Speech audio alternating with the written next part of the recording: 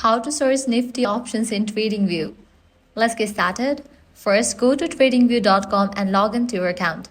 Make sure your account is verified to unlock full platform features. Once logged in, you'll be directed to this page. Now here, you're gonna find the option products. Clicking on that, different options will appear. Navigate to the option super charts. You'll be directed to this page. Now at the top left, you're gonna find the search bar. Click on that. This is where you can search for any financial instrument. Type Nifty and select the Nifty 50 index from the results.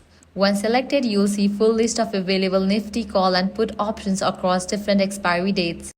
Now you can use this list to choose the strike price and option contract you want to track directly on the chart. And that's it. You have now learned how to search and monitor Nifty options in TradingView.